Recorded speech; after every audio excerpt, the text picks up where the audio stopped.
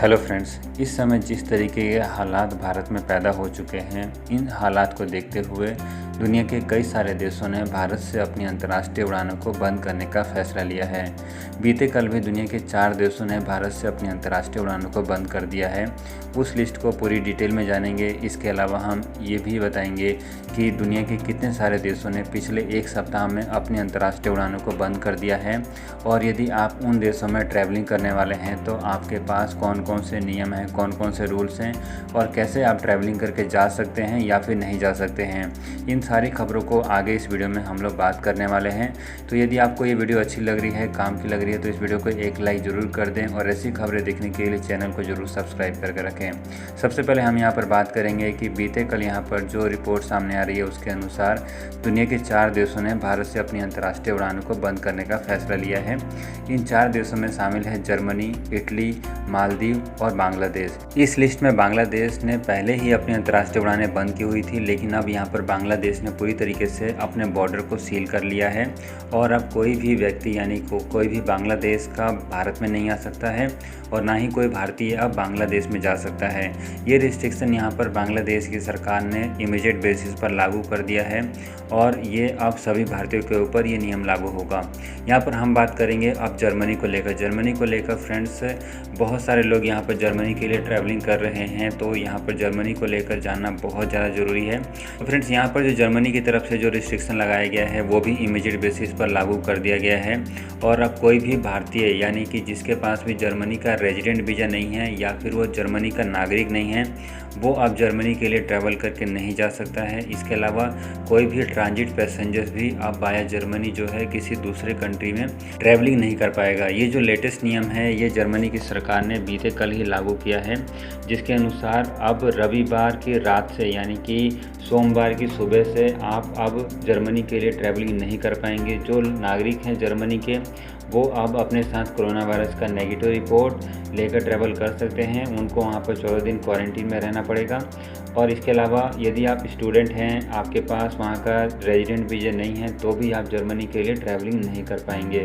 लेकिन फ्रेंड्स, इन सब के बीच में एक अच्छी खबर यह है कि लुफ्थांसा एयरलाइंस अपनी फ़्लाइटें अभी भी ऑपरेट कर रहा है और आगे आने वाले समय में भी लुफ्थांसा एयरलाइंस की उड़ानें ऑपरेट होती रहेंगी।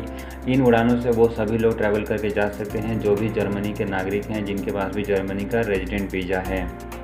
इसके अलावा फ्रेंड्स, आगे बढ़ने से पहले छोटी सी अपडेट यहाँ पर मालदीव को लेकर आपको शेयर कर दें। तो मालदीव जो एक टूरिस्ट डेस्टिनेशन है, जो लोग भी मालदीव के लिए घूमने जाना चाहते थे, अब यहाँ पर मालदीव ने पूरी तरीके से टूरिस्ट के लिए बंद कर दिया है। ये टूरिस्ट यहाँ पर केवल भारतीयों के लिए बंद किया गया है। बीते कल मालदीव के टूरिस्ट मिनिस्टर ने यहाँ पर ट्वीट करके जानकारी दे दी है कि जो भी भारत के ट्रैवलर हैं, यदि वो मालदीव आना चाहते हैं तो अब वो है ट्रैवल करके नहीं जा सकते हैं। अब यहाँ पर इटली को लेकर अपडेट जान लेते हैं। तो बीते कल इटली के हेल्थ मिनिस्टर ने जानकारी शेयर कर दी है कि जो भारतीय भी अब इटली में आना चाहते हैं उनके ऊपर पूरी तरीके से रोक लगाई जा रही है। लेकिन यदि कोई इटली का नागरिक है वो इटली में आना चाहता है तो वो ट्रैवल करके आ सकता है। ये रिस्ट्रिक्शन जो है रविवार की रात यानी कि बीते कल से लागू हो चुकी है और अब कोई भी भारतीय इटली में ट्रैवल करके नहीं जा सकता है। इटली की सरकार ने भी यहाँ पर भारत में डबल म्यूटेंट कोरोना वायरस के खतरे को देखते हुए ही ये रिस्ट्रिक्शन लगाया है। इसके अलावा फ्रेंड्स, इन 4 देशों के अलावा और भी दुनिया के कई सारे देश हैं जिन्होंने पिछले एक सप्ताह में भारत से अपनी अंतर्राष्ट्रीय उड़ानें बंद कर दी हैं। इस लिस्ट में बात करें कौन कौन से देश शामिल हैं, तो टोटल यहाँ पर 17 देशों की लिस्ट सामने आ रही है। सबसे पहला यहाँ पर नाम है यूके, यूएई, फिर Canada, Kuwait, Oman, Hong Kong, Bangladesh, Germany, Italy, Maldives, Saudi Arabia, New Zealand, Iran, Singapore, Indonesia, Pakistan और चाइना।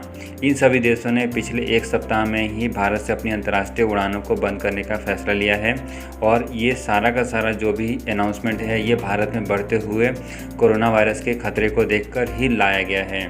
फिलहाल के लिए इनमें से कोई भी देश भारत से अभी हाल फिलहाल में अपनी अंतर्राष्ट्रीय उड़ानें चालू नहीं करने वाला है। इन सभी देशों ने अभी केवल कुछ 1 महीने, 1 सप्ताह और 10 दिनों के लिए ही रिस्ट्रिक्शन लेकर आए हैं। लेकिन फ्रेंड्स, यहाँ पर हम आपके साथ ये इन्फॉर्मेशन शेयर कर दें कि इन सभी देशों ने ये बात भी शेयर करी है कि यदि भारत में हालात सामान्य नहीं होंगे यानी कि कोरोना वायरस कंट्रोल में नहीं आएगा तो ये अपने रिस्ट्रिक्शन को और भी लंबे समय के लिए बढ़ा सकते हैं। फ़िलहाल के लिए ये रिस्ट्रिक्शन जो है कुछ लिमिटेड समय के लिए ही रखा गया है, जैसे कि यूएई ने 10 दिनों का रखा है, कनाडा ने 1 महीने का रखा है। इसी तरीके के बाकी देशों ने भी कुछ लिमिटेड रिस्ट्रिक्शन ही रखा है। लेकिन आपको यहाँ पर ये बात समझना ज़रूरी है कि जब तक भारत के हालात ठीक नहीं होंगे, इनमें से कोई भी देश भारत से अपनी अंतर्राष्ट्रीय उड़ानों को चालू नहीं करने वाला है। फ्रेंड्स, यहाँ पर यूएई को लेकर भी कई सारे लोगों के सवाल आ रहे थे कि यूएई को लेकर यहाँ पर ट्रैवलिंग के क्या नियम है। वैसे इसकी जानकारी हमने पहले भी दी हुई है।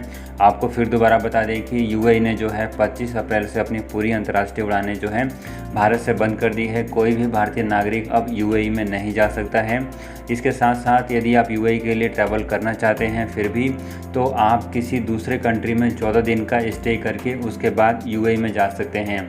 नहीं तो आप यहां पर प्राइवेट जेट के माध्यम से भी यूएई में ट्रैवलिंग कर सकते हैं। फ्रेंड्स, कई सारे लोग ये भी पूछ रहे थे कि क्या यूएई 10 दिनों के बाद फिर दोबारा से अपनी अंतर्राष्ट्रीय उड़ानें चालू करेगी, या फिर जून महीने में या फिर जुलाई महीने में यूएई की अंतर्राष्ट्रीय उड़ानें चालू होंगी।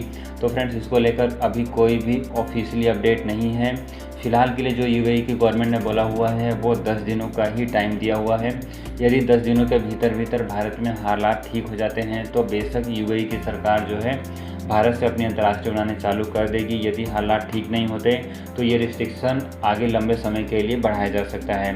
मौजूदा हालात को देखकर फ्रेंड्स ये बोला जा सकता है कि अगले 10 दिनों में भारत के हालात ठीक होते हुए नहीं नज़र आ रहे हैं। तो आप मान सकते हैं कि ये रिस्ट्रिक्शन और आगे लंबे समय के लिए बढ़ सकता है। फ्रेंड्स, बहुत सारे लोग यहाँ पर सऊदी अरेबिया को लेकर भी सवाल पूछ रहे थे। तो सऊदी अरेबिया को लेकर आपके साथ ये इन्फॉर्मेशन शेयर करना चाहेंगे कि सऊदी अरेबिया जो है 17 मई से अपनी अंतर्राष्ट्रीय उड़ानें दुनिया के 20 देशों से शुरू करने वाली है। लेकिन उन 20 देशों में भारत और पाकिस्तान, ये 2 देश ऐसे हो सकते हैं जहां से अंतर्राष्ट्रीय उड़ानें चालू नहीं हो।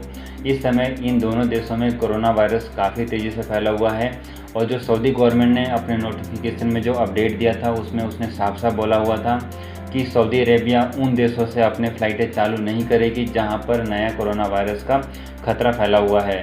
तो आप समझ सकते हैं कि इस समय भारत में हालात ठीक नहीं हैं। तो यहाँ पर ये मुमकिन है कि सऊदी अरेबिया जो 17 मई से अपनी अंतर्राष्ट्रीय उड़ानें चालू कर रही है उसमें भारत और पाकिस्तान, ये 2 देश शामिल नहीं हो सकते हैं। फ्रेंड्स, इनमें से जितनी भी कंट्री हैं इन सभी कंट्री को लेकर हमने पहले ही अपने चैनल पर वीडियो डाल दी है।